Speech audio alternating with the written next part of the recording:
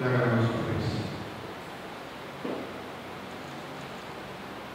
Dios eterno sea presente en el sacramento del bautismo, por nuestra vais a celebrar como señal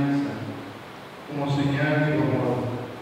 Manda tu Espíritu viva, tú renando para recibir, coronaste por de agua y nacer de nuevo, y vida eterna y miembro de tu familia.